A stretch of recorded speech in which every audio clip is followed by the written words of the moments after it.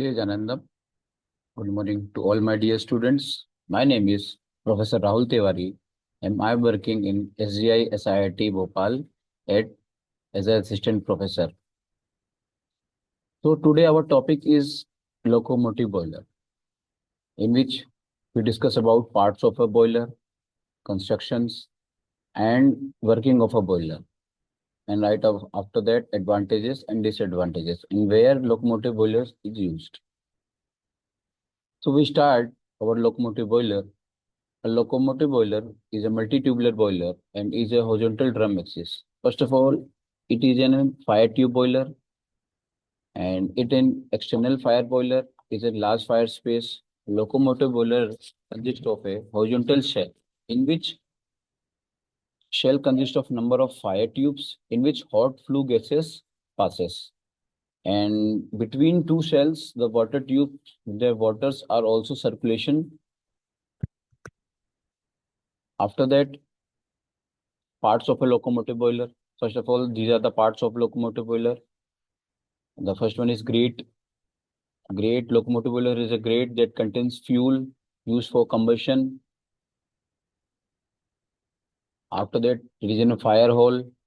This hole is the rear end of boiler, which receives solid fuel to be ignited into the furnace through hole. And these are the boiler tubes. These tubes receives hot flue gases, and they are able to transfer heat from surround to the surrounding water. After that, there is a firebox in which fuel burns in the locomotive boiler. After that, there is a smoke box, and when the burnt fuel passes through fire tube, this box collects the smoke of this fuel burn and transfers the smoke to the environment through the chimney. And the chimney receives the gases and smoke from smoke box through to throw them into outside to the environment. After that, there is a superheater, and this unit is very important because it transfers and it changes the nature of steam from saturated to superheated steam before it enters into a steam engine cylinder.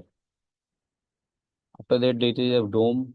This boiler part regulates the steam that produces the steam pipe and is collected the steam which is generating steam which is collected in the dome also.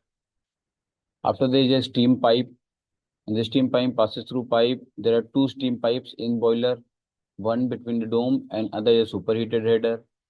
After that, there are some valves, means regulator valve. This is regulating the steam through main pipe. After there is safety valve also. Safety valve, when the pressure of boiler increases and passes to defined level, the safety valve blow off and steam presenting blasting of locomotive boiler. It prevents from blasting of any unwanted situations being happening in the boiler also. Okay.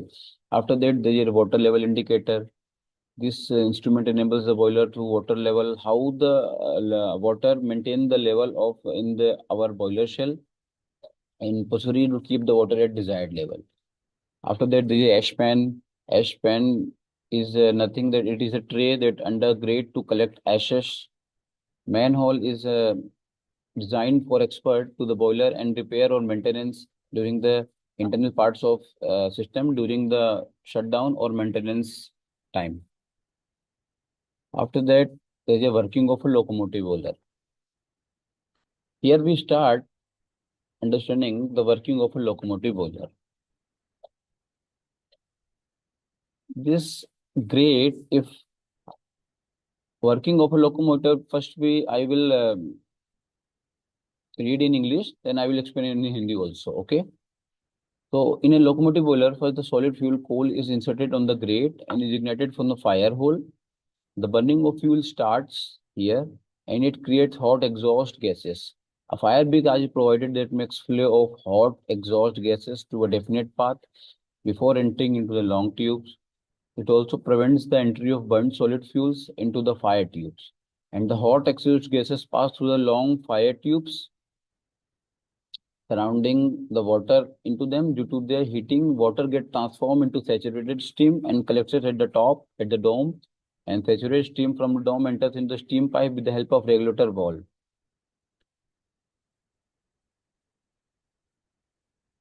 After that, ये जो आप मैंने English में भी पढ़ा मैंने आपको, अब मैं इसको आपको हिंदी में समझा देता हूँ। सबसे पहले क्या करेंगे, जो कोयला होता है यहाँ से कोयले को ग्रेट के ऊपर पुट किया जाएगा, उसको बर्न कराया जाएगा। इस यहाँ से ये इसको हम फायर बॉक्स भी कहते हैं, फर्नेस भी कहते हैं। और जब यहाँ कोयला हम बर्न कराएंगे फायर होल से, तो यहाँ जब हमारा कोयला बनेगा तो उससे हॉट फ्लू गैसेस पास होंगी, जो कि हमारी ये ट्यूब्स में पास होती हैं। जैसे मैंने पहले ही कहा था स्टार्टिंग में कि ये एक फायर ट्यूब बॉयलर है, मतलब ये होता है ट्यूब्स में जो होती हैं हॉट फ्लू गैसेस पास होती हैं, और सर्कुलेशन जो होता है उसके आसपास जो होता है वो होता है वाटर का। तो इस ट्यूब्स में जो होंगी हॉट फ्लू गैसेस पास होंगी, और सराउंडिंग में जो होंगी वो वाटर सर्कुलेट होगा, जिसकी वजह से और हाई टेम्परेचर की वजह से ये जो वाटर होता है उससे स्टीम जनरेट होता है, और जो स्टीम जनरेट होता है वो यहाँ कलेक्ट होता है स्टीम डोम में। और वो जो स्टीम कलेक्ट होता है वो जो सेचुरेटेड स्टीम कलेक्ट होता है। और वो सेचुरेटेड स्टीम क्या होता है कि हम अगर स्टीम को यूज करना है अल्टीमेटली, तो हम उसको सुपर हीटेड स्टीम बनाना पड़ेगा। तो ये सुपर हीटेड ट्यूब्स लगी होती हैं, जिसकी वजह से ये पाइप्स के थ्रू हम इसको वापस, जो सेचुरेटेड स्टीम हमारी ऑलरेडी प्रोड्यूस हो चुकी हैं, वो सेचुरेटेड स्टीम को हम वापस पास कराएंगे ट्यूब्स में। और फिर हमारा स्टीम जो होगा वो फिर हीट होगा एट द सेम टेम्परेचर, और फिर वो रेडी हो जाएगा, सुपर हीटेड स्टीम कन्वर्ट हो जाएगा सेचुरेटेड स्टीम से हमारा आगे की यूज़ करने के लिए स्टीम, चाहे हम स्टीम इंजन में यूज़ करें चाहे इलेक्ट्रिसिटी जनरेशन में यूज़ करें। और उसके बाद क्या होता है बच्चा कि ये जो हॉट फ्लू बर्न गैसेस होता है वो स्मोक बॉक्स में आएगा, स्मोक बॉक्स से ज़्यादा फिर हमारा वो एनवायरमेंट में चिमनी के थ्रू पास हो जाता है, जो हॉट फ्लू गैसेस रहती हैं। ये ऑल प्रोसीजर होता है। ये पाइप लीडिंग है, ये चैम्बर है, ये स्टीम डोम है, ये रेगुलेटिंग वाल्व है, ये man hole, this is the water level indicator in which we maintain the water level indicator. This is the pressure gauge in which we look see over the pressure inside our boiler, and this is the ash pan. So this is all about working, कि working कैसे होती है। The next, the steam travels in the main steam pipe and this is the super heated, जो मैंने आपको बताया कि super heated जो हेडर होगी पाइप्स होगी उसमें स्टीम को ट्रेवल कराएंगे, और सुपर हीट स्टीम एंटर करेगी स्टीम पाइप में स्मोक बॉक्स में, और steam from super heated goes two cylinder containing the piston. मतलब जो हमारी स्टीम तैयार हो गई है अब उसको हम पिस्टन में सिलेंडर में भेजेंगे, जो पिस्टन कैरी करता है, और सुपर हीटेड स्टीम जो होगा made the piston with in the cylinder. जो स्टीम हम जनरेट करते हैं वो पिस्टन को मूव कराने में उसकी हेल्प करता है। और piston is connected to the wheels of steam engine, और वही पिस्टन जो होगा वो कनेक्ट होगा स्टीम इंजन जो व्हील्स में, जो कि स्टार्ट रोटेट करेंगी जब हमारे पिस्टन का मूवमेंट होगा। तो वो क्रैंक से कनेक्टिंग रॉड से अटैच रहती है, जो कि हमारी फिर व्हील स्टार्ट रोटेट करती है। Exhaust steam from the cylinder enters the blast pipe, and the burn gases and smoke after passing through the fire tubes enter the smoke box. जैसे मैंने आपको बोला था कि जब हॉट फ्लू गैसेस यहाँ पर आपकी ये पास हो जाएंगी तो ये यहाँ स्मोक बॉक्स में आएंगी, और फिर यहाँ से वो ब्लास्ट एग्जॉस्ट पाइप से द्वारा ये ब्लोअर से चिमनी होते हुए वो पास करा के एनवॉल्वमेंट में पास करा दिया जाएगा। Here the smoke cannot escape from boiler or nison। अच्छा, यहाँ पर जो स्मोक होता है वो आसानी से नहीं जाता है, बाहर नहीं जाता एनवायरमेंट में। तो हमें क्या करना पड़ता है, एक आर्टिफिशियल ड्राफ्ट प्रोवाइड कराना पड़ता है, एग्जॉस्ट स्टीम कमिंग, जो कि एग्जॉस्ट आ रहा है स्टीम इंजन से। और this artificial draft pushes the smoke out from smoke box and created suction for hot exhaust gases. And this is all about the locomotive boiler. मैं आपको recap जल्दी जल्दी आपको फिर से दे देता हूँ। सबसे पहले क्या होता है, ये ग्रेट में आप देखिए देख पा रहे हैं यहाँ पर, ये ग्रेट में आपने कोयला बर्न कराया यहाँ से फायर बॉक्स में, and this is the ash pit. जो ये कोयला यहाँ से जब जैसे ही बर्न करेगा, वे फायर डोर से कोयला हमने पुट किया, इंसर्ट कराया, और यहाँ ग्रेट के ऊपर हमने पुट किया, और ये फिर हमने फायर इग्नाइट किया। इग्नाइट के बाद जो हमारा हॉट फ्लू गैसेस पास होता है इन ट्यूब्स में, ये यहाँ से पास होने के बाद इसके सराउंडिंग्स में जो वाटर सर्कुलेट होता है, जैसे ही हम हॉट ये ट्यूब्स में पास कराएंगे, तो यहाँ पर जो टेम्परेचर होगा हाई हो जाएगा, जिसकी वजह से जो हमारा वाटर होता है उसका उससे स्टीम बनना स्टार्ट होगा, और वो ऊपर साइड ये डोम सिलेंड्रिकल शेल होते हुए ये डोम स्टीम डोम में कलेक्ट होता जाएगा, वो भी सेचुरेटेड स्टीम।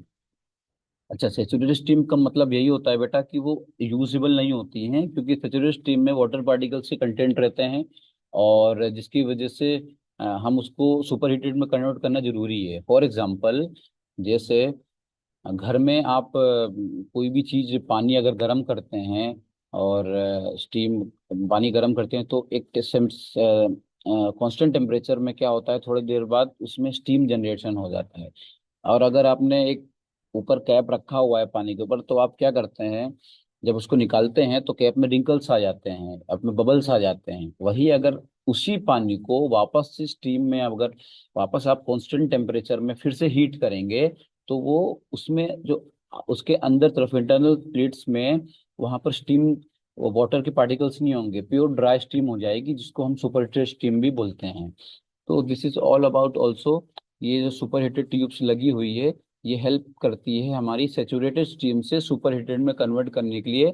फिर हमारी सुपर हीटेड स्टीम जो होती है सप्लाई के लिए तैयार हो जाती है, और फिर हम स्टीम को यूज कर पाते हैं आगे की प्रोसेस करने के लिए। This is all about working of locomotive boiler. And जो भी हमारा यहाँ से ऐश जो होता है, यहाँ ऐश पिट में कलेक्ट हो जाता है, उसको हम बाद में फिर साफ सफाई या मेंटेनेंस के दौरान हम उसको साफ कर लेते हैं। These are the advantages and disadvantages of locomotive boiler. At first of all, advantage ये होता है high steam capacity. It also produces high steam capacity. Low cost constructions. Portable जो होता है वो easy होता है इसका, because it is portable. It is transfer from one place to another place also.